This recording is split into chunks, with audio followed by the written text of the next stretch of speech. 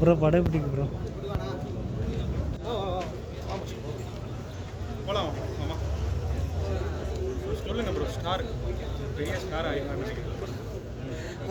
ஒரு அருமையான படம். ஒரு சினிமாவுக்கு வாய்ப்பு தேடுற ஒரு இளைஞனோட அப்படியே என்னோட கதைன்னு சொல்லணுமே. லைஃப்பில் நான் என்னென்ன கஷ்டப்பட்டனோ ஒரு ஜூனியர் ஆர்டிஸ்ட்டாக ஒரு வாய்ப்பு தேடி அவ்வளோ ஆஃபீஸஸ் அவ்வளோ இடங்கள் போய் நீங்கள் எங்கெல்லாம் போய் நம்ம வந்து தேடுறோமோ அப்படியே அப்படியே சின்ன வயசில் வந்து ரஜினி கூட ஃபோட்டோ எடுத்திருந்தேன். அந்த ஃபோட்டோலாம் அப்பா இல்லாத ஒரு விஷயம் வந்துட்டு அந்த விஷயத்தில் எனக்கு ரொம்ப சென்டிமெண்ட் இருந்துச்சு. சின்ன வயசில் அப்பா இல்லை அப்புறம் அம்மா எல்லாமே. அப்பா அந்த படத்தில் அப்பா ரோல் பண்ணவங்க இந்த ரியல் லைஃப்பில் அம்மா ரோல் பண்ணியிருக்காங்க. ஸோ அவ்வளோதான் என்னோட லைஃப்பில் கனெக்ட் பண்ணி பார்த்தேன். அப்போ நான் அவ்வளோ அருமையாக இருந்துச்சு. கண்டிப்பாக எல்லோரும் வந்து பாருங்கள். ஒவ்வொரு சீன்ஸுமே கூஸ்பம்ஸாக இருக்கும். ஒரு படத்துக்கு என்னென்ன தேவையோ அது அனைத்துமே இருக்குது. படத்தில் மியூசிக் சொல்லவே வேணாம். யுவசங்கர் ராஜா அவ்வளோ அருமையாக பண்ணியிருந்தாரு.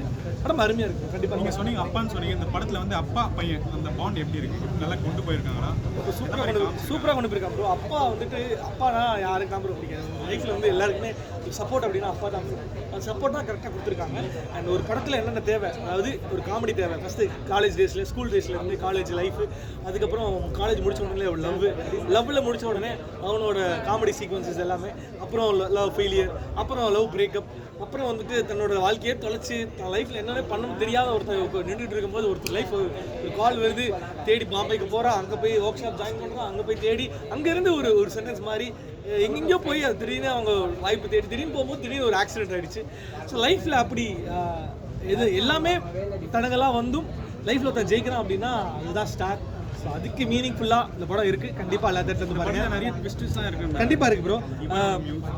ப்ரோ இவனோட மியூசிக்லாம் எப்படி இருக்கு? ஐயோ ப்ரோ அருமையாக இருக்குது. ஒரு ட்விஸ்ட்டும் வச்சிருக்காரு. உள்ளே போய் பாருங்கள்.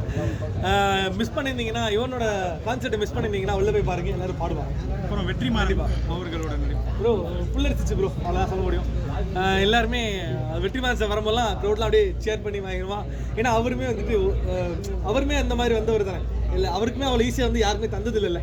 போன உடனே எல்லாருமே வாய்ப்பு தர மாட்டாங்கல்ல. எல்லாருமே அப்படி தானே கஷ்டப்படணும். கண்டிப்பாக எல்லாரும் ஜெயிப்போம். மக்களுக்கு வந்து ஸ்டார் வந்து ஒரு ஒன்லைனில் சொல்ல என்ன சொல்லுவீங்க?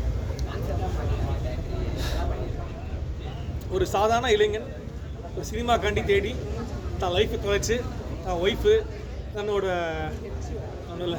குழந்தை எல்லாத்தையுமே மிஸ் பண்ணி வாழ்க்கையில் ஜெயிக்கணும் அப்படின்னா அந்த சூரிய சொன்ன மாதிரி டைலாக் தான். சினிமாவில் ஜெயிக்கணும் அப்படின்னா தன்னோட நண்பன் இறப்புக்கு போகாமல், தன்னோட ஒய்ஃபு பிரசவ வலிக்கு போகாமல், தன்னோட வீட்டு விசேஷத்துக்கு போகாமல், சாப்பிட வழி இல்லாமல், காசு இல்லாமல், பைத்தியக்கார மாதிரி சுற்றி அந்த வாழ்க்கையில் ஜெயிக்கணும் அப்படின்னா அவன் பேர் தான் ஸ்டார். ஸோ அதுதான் வந்து புரிய வச்சுருக்காங்க. ஓகே, நன்றி.